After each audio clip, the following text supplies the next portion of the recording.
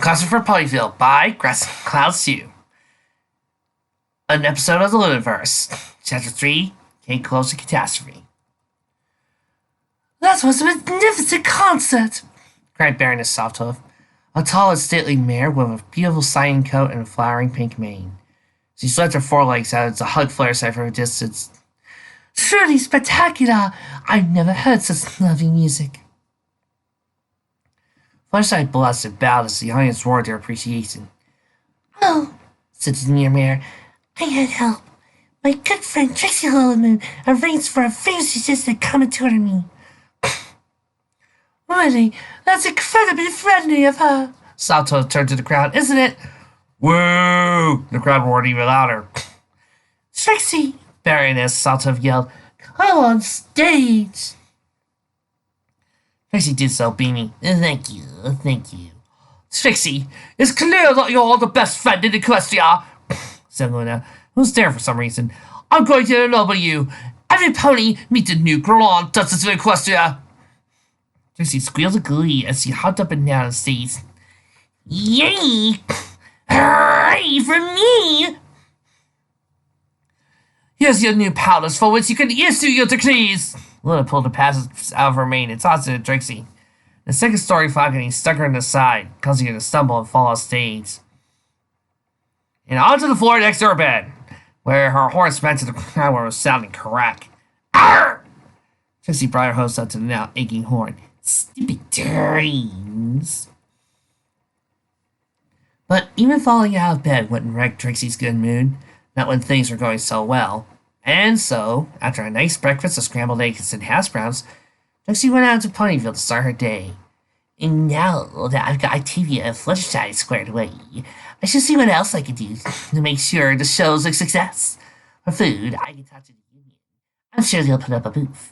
And decorations. And you should tell her rarity and nobility there, or whether it shouldn't be a... Her thoughts were interrupted by Pinkie Pie, who sprang down the bus as seized her by the soldiers. Trixie couldn't help but boggle at the mare, who was dressed in a white bridesmaid's outfit, and expressed a panic mixed with relief. Pinkie!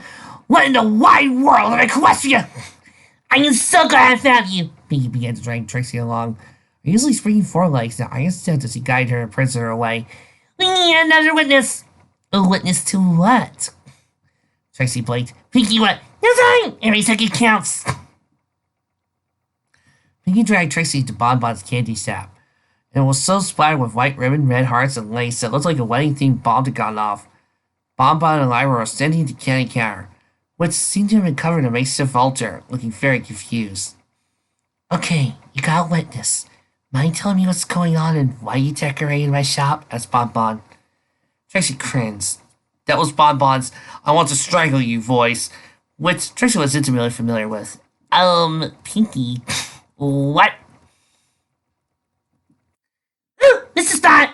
Pinkie leaned behind one of the shelves and picked up what looked like a long barrel cannon before firing it at a wall. It wasn't quite as white and wimmery as the rest of the store. A blast of confetti and lace shot out, splattered all over. Good thing I remembered to bring my wedding shotgun! A wedding shotgun, repeated Trixie. Wedding?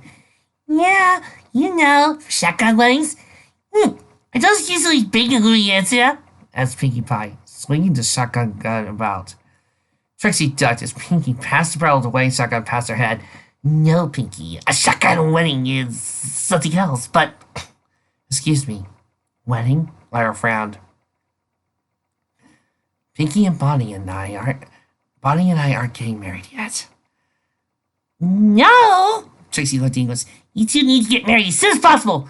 Now, I'm a licensed marry your pony, and Trixie can be the witness. We just need your families and... Okay, Pinkie, slow down. Trixie hurriedly interposed herself between Pinkie, taking care to avoid the shotgun. She didn't want to be hit with a blast of ribbons after all. Oh, why do you need them to get so married so soon? Because Octavia said that Lyra can only eat sweets because she's dating Bonbon. And I realized if she stops dating Bonbon, then she won't be allowed to eat sweets anymore. That would be awful. Pinkie sprang to her Trixie and fell Lyra in a gigantic hug. So, we need to get married away, so Lyra will have to go with the sweet and pricey chocolate. Everybody stared at Pinky for a few moments.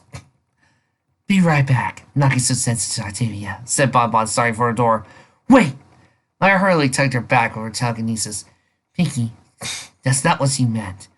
Octavia's on a very strict diet, but I'm not, and I won't be. Even though I can't be with Bonnie anymore for some reason. There'll always be room in my stomach for a chocolate bunny or a big strawberry muffin, okay? Pinky blinked. But Octavia said me sisters had to eat really healthy. That's her belief. Mine's different. Lyra smiled. I don't believe everything she does. Or do you believe everything that Mr. and Mrs. Cake say about how a baker should live? That's because they taught you baking. No, of course not. Sometimes you can be really silly. I mean, I never eat any of the chocolate chips straight from the bag when they're baking cookies, but that's half the fun! Tracy carefully took the weighing shotgun away from Pinky's hose and laid behind the counter where she couldn't get at it. Did you two argue about it? Asked Lyra. Lyra was leaning back on the counter, one hoof draped over Baba's neck. Not really. We talked about it shortly after we met. When I invited out for some ice cream, she declined. But we both accepted we feel differently about it, and that's okay. I guess you gave her some reason why chocolate helped you play music better? Asked Bonbon, who still sounded better. Nope. Lyra shook her head. I mean, sure.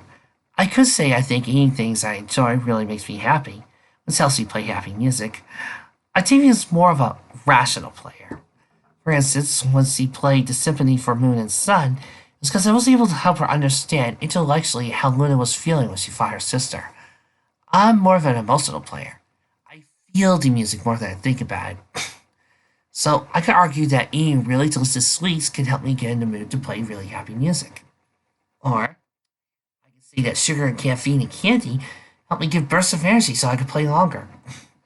Well, then I might perform better if one of my best performances with candy. But honestly, it doesn't have anything to do with music at all. Lyra smiled wistfully. Music's really important to me.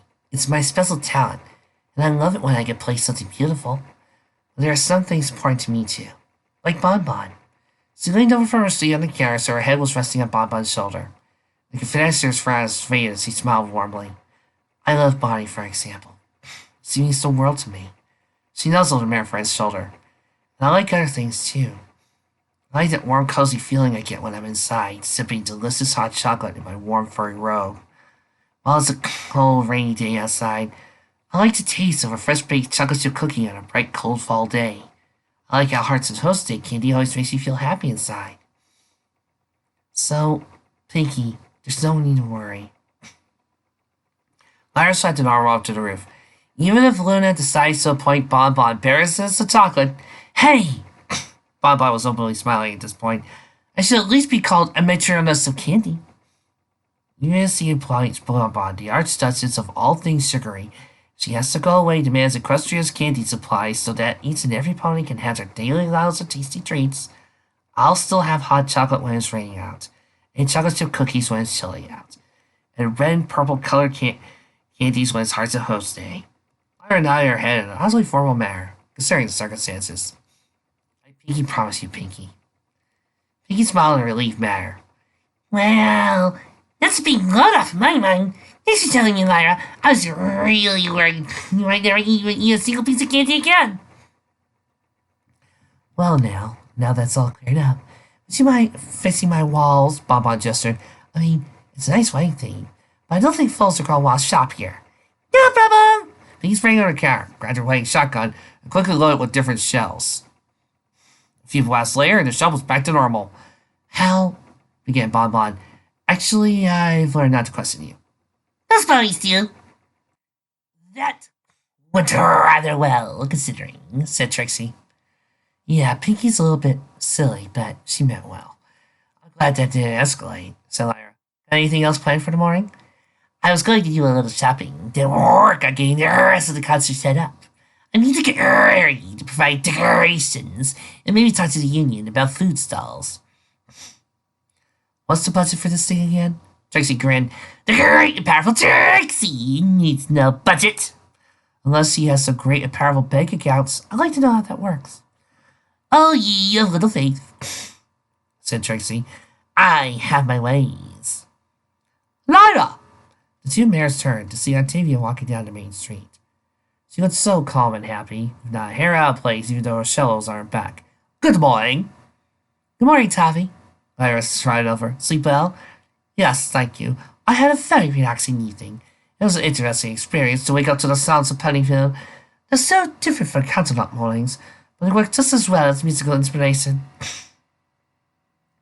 We should play more later, said Lyra, if you have time. Octavia nodded. Speaking of time, though, I should be stopping by further size now. She then froze and looked at the bush next to them. Who's there? Pinkie Pie sprung out of it, a silver platter with a fresh-baked banana nut muffin held in one hoof. I baked you a muffin, she said, turning it and waving under Octavia's nose. Just one bite, and you'll realize how good desserts are, she yelled with a bright smile. No, thank you, said Octavia, pushing away. Pinkie shrugged. Okay, I'll be back later when you need a tastier one. Wait, give me that. Tracy yanked a muffin out the platter and bit into a gusto. And now you can go. Okay. She vanished as the bush and was gone. Octavia shook her head slowly. Anyway, she glanced up at the sun. First, I mentioned last night that her birds sing best in the morning, and he should be warmed up by now. Please excuse me. As he tried it off, Lyra looked nervous. Only when she was long gone, and they were likely out of range of even of her superlative hearing. Did the mint green mare speak? You are going to look in on them, right? Of course. Tracy nodded. I'll just pop on over later and make sure everything's going all right. Let's see. I think I know how to approach Rory. If you need help, nope, no help needed. I am a good friend. Remember, a real friend is to bother another pony to help her do a good deed. Tracy chuckled. Please let me handle this. If you're sure, just let me know if you change your mind. Carrot Top too. She's one of Fluttershy's best friends. Will do. Lyra spread off for Trixie soon. Wanted to get over to the park while it was early, began playing her lyre. Trixie waved as she went, and then head over to Rarities. She didn't need to check on Octavia and Fluttershy anytime soon. She knew them well enough that they'll be getting along fine. If Octavia instructing Fluttershy on taking her advice, her time could be better spent making the rest of the concert go just as well as the music. Don't you believe it? Trixie! Carrot Top poked her head out of side of Carrot's little petite. Good morning. Good morning, Carrot Top. Well, what brings you to here this early? Carrot Top grinned. A new apron. Apron? Trixie asked as she entered. Remember the home farm competition I entered a few months back? The union wants to mention that in the press release they're planning putting out, so I need to look like a cook. Hence, apron. Carrot Top giggled. I think it's kind of silly. On the other hand, I kind of like to have a nice apron. The two mares entered Rarity's showroom, where the fashionista was busily setting up different aprons on the dummies. Nah, she said. I do believe this one goes best with your cousin Maine. It's got two big pockets to hold utensils and... Oh, dang, Trixie, be right with you, dear. I'm just finishing up a dang Carrot Top here. It's a key. Trixie winked at Carrot Top and set down one of the nearby cushions. Just when you have a chance, I need as much plaid fabric as you have. Rarity froze. Plaid? Yes. And anything non-green, too. That kind of color Vinyl likes. Trixie could see Rarity's eyebrow twitching and fought to hold back a smile. Dearie, just what do you need it for? You heard about the concert in a couple of days. The one that a noble is coming to hear. I did hear something about that. Rarity levitated the magazine over to her. Oh, here it is. Baroness Suffolk. The new noble in charge of the province of Philadelphia will be touring North Everfree Province to raise funds for a huge veterinary clinic. She smiled. And Noble Times is one of the most reliable gossip magazines out there. Carrot Top blinked. That's a very specific magazine. Oh dear, in this business, networking is everything. I must know every detail about every noble and high society pony. Suppose one of them walked by my shop. Knowing what colors go with their coats and means, what styles they like, everything about them could mean the difference between a meteoric rise thanks to a noble recommendation and watching that opportunity slip away. She looked forceful for a moment. For instance, you might hesitate for a single moment. The next thing you know, the most handsome, fashionable, and entertaining ambassador of the night court is thinking the down bigger instead of yours truly. But I digress. She shook her head. My point is the noble side point. Even the baronets. I must be ready to impress them with a moment notice. I agree, said Trixie. That's why I'm taking a personal hoof with the concert decorations. Reddy hesitated. Now, just so I'm clear, you don't really intend to use plaid fabrics to decorate the stage, do you? What? No, of course not. Reddy laughed alongside Relief. Good. I think plaid fabrics with neon green highlights, said Trixie. That'll look really good. Carrot's eyes widened. Then she had her smile.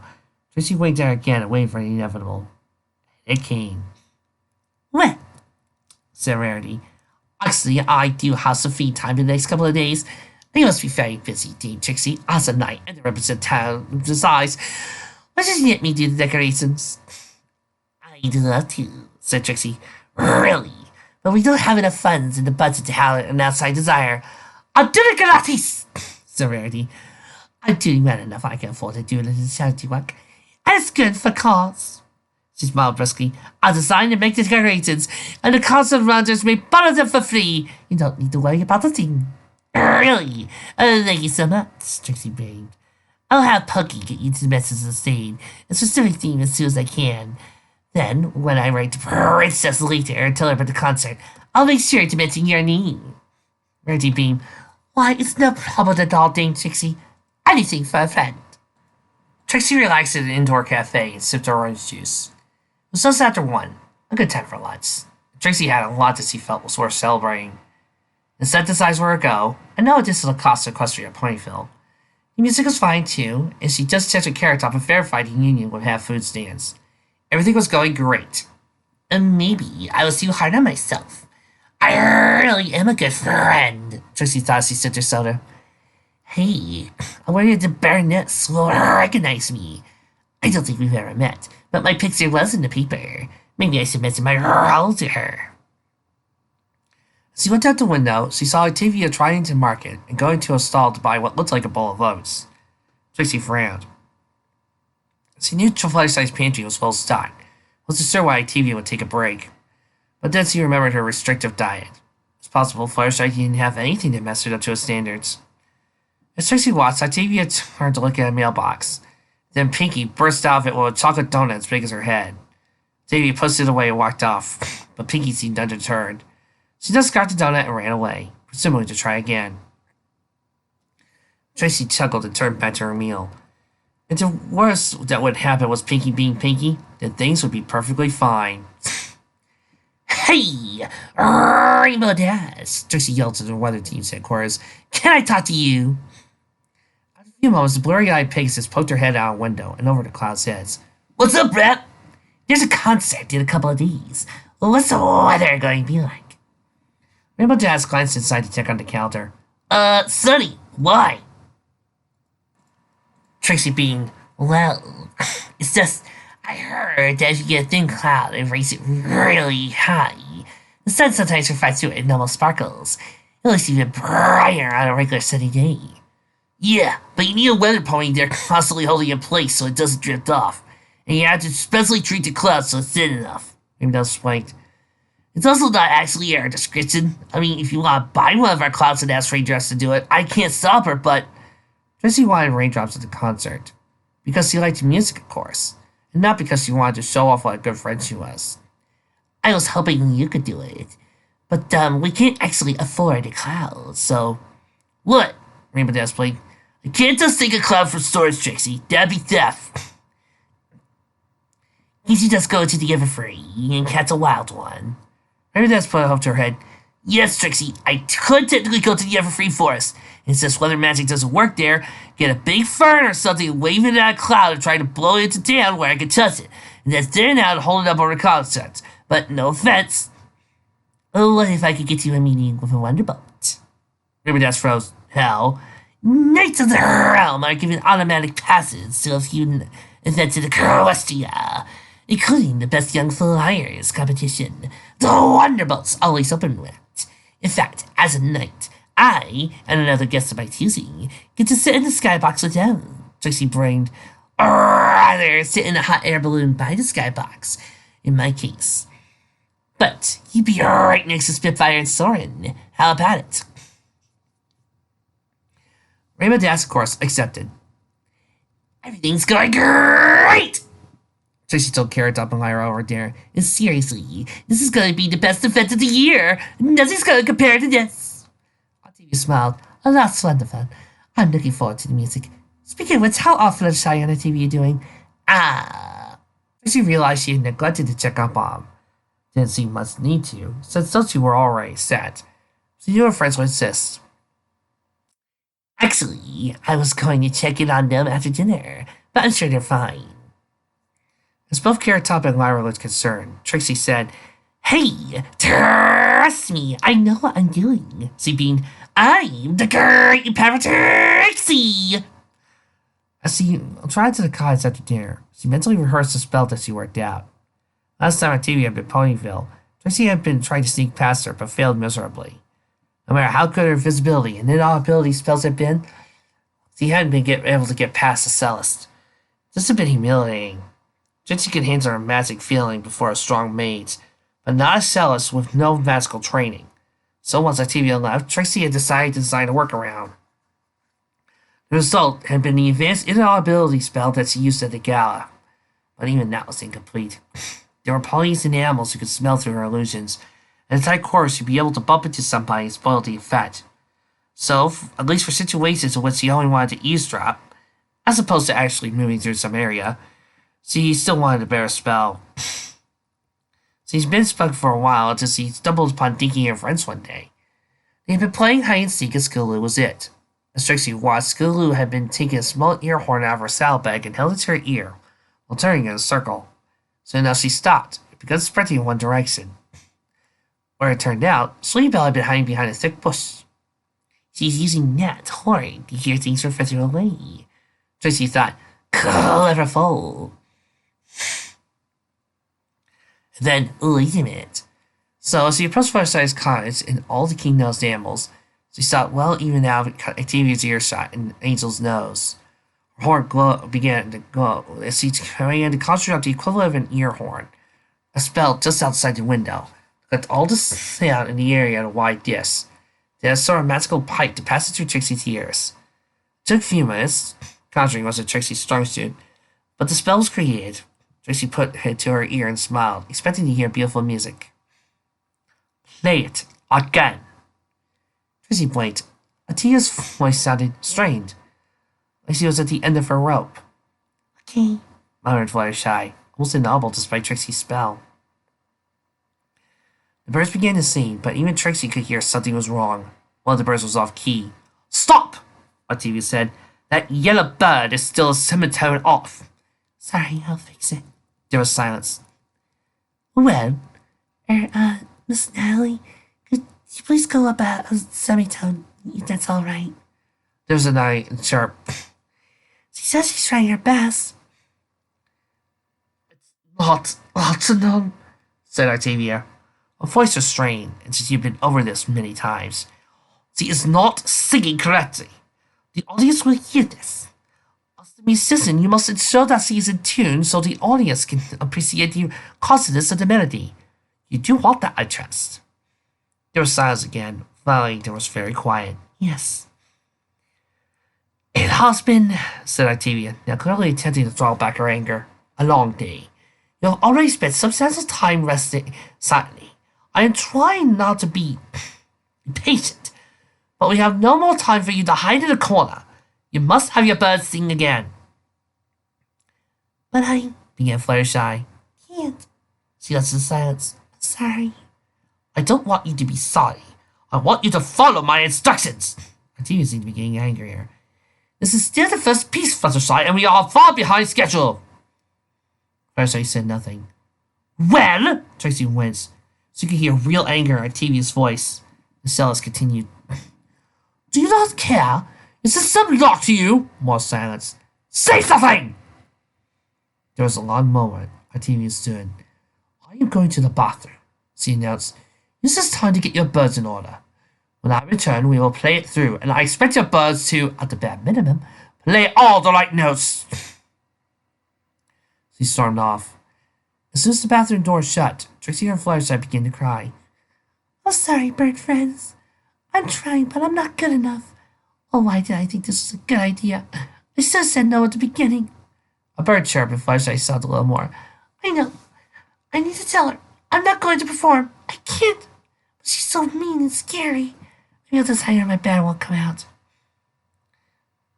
The bathroom door slammed open, and Trixie realized what was a sick feeling. Octavia heard every word. Is that so? The sales demanded. Is that how little you care for the time and energy I have expended, that you would literally rather hide from me than at least tell me to my face that this means nothing to you? You have committed to a musical performance. You have an obligation to your audience and to your host that you will abandon my honors and disgrace on Fluttershy. Octavia's voice was a low hiss. Forget your offense to me. What you propose to do is to those who wish to hear you is absolutely shameful. How would you like it if you went to a concert and you're none that the featured musician hadn't bothered to attend? It's just, I can't. Fluttershy's voice was almost inaudible even to Trixie's magic. You said I did so many things wrong and I can't. Would you rather I lie and have you present a mediocre performance to Ponyville? Octavia even sounded more enraged now. Why do you think I'm here? Just to tell you that you are wonderful, no matter how you actually sound. To give you an false adornment, music unheard. How dare you try to use me that way? Trixie couldn't move. Every time she heard a new sentence, it just got worse. Was it supposed to be like this? When I criticize your performance, Octavia continued, it is a sign of respect. Both that I have taken the time to thoroughly analyze it and determine how to improve it. And in that, I believe you capable of making such improvements. But every time I tried to help you, you refused to respond. Did you think that if you were stubborn enough, I would come to accept your errors as good enough? No! Trixie wanted to yell. She just isn't good being criticized, damn it! She knew that ponies like Lyra would interpret criticism as the TV wish, and he would be honored that the court musician had taken the time to dissect their performances. And found it capable enough to make her exact changes. She also knew Fluttershy would not. I'm sorry if you don't respect me anymore, she whispered Fluttershy. Octavia did not respond to that for several moments. If you will not perform, I will notify City Hall and will arrange for a new musician. I will not allow you to ruin this concert. I'll answer your bed if you wish, Fluttershy. You need not worry about me returning here ever again. Trixie felt herself right down the path before she knew it. The door slammed open in front of her, and Octavia left, slamming it behind her. Their ears twitched as she looked up at Trixie. What's this a plan of yours, Lunaverse? She hissed. Some political scheme to draw a rift between the posies and myself? Trixie felt her stomach to turn. No! She almost screamed. No, really! I just wanted to help. She's obviously unwilling to put in the effort for this performance requires. She clearly expected I would simply accept anything she did and endorse it so every pony who does not understand music will simply assume that it must be good. She is unworthy of this craft. And TV brushed past Trixie. You knew this, Lunaverse. No! Octavia swirled around with a hoof raised. Trixie thought for a moment Octavia would punch her, but the blow was to her left. When Trixie looked, she saw Pinky poking her head out of bliss, and in her hoof was a large cake. Was Octavia flattened with a blow? Not now, the cellist hissed. Pinky seemed to get the hint. I'll come back tomorrow. And she was gone. Octavia turned to Trixie. Music is the world to me. It is one of the most beautiful things ponykind has ever created. I cannot and will not work with a musician who cares so little about music. She refuses to correct herself when called out on an error, much less to go soak. I will find a replacement for her. Then I will be returning to Catalot. Good night. But, Trixie's voice caught in her throat. Wait! Luna asked her to be here. She can't just leave more than I can run away from my job as a representative. I can use that to slow her down. But Luna asked you to be here. If you come back early, she know you gave up. Oh, you think I should stay here too? do nothing and then lie to her? Timmy's eyes blaze. Perhaps that is your way, Lunamoon, not mine. And Trixie wanted to yell at her, but she heard something else in Octavia's voice. Octavia? Octavia looked away. At least I could be honest with her, even if I fear her. I could do that much. Theo, I would not expect you to learn and understand. Trixie thought back. Lyra mentioned this cropping up in one of Octavia's layers. You told Lyra you want to be as reliable as Luna is. She is the princess. The pony controls the astral bodies. Octavia looked to the sky. Now gorgeous starlit sky. Her face seemed calmer for a moment. She just raises and sets the sun and moon each and every day. Has done so much for time immemorial.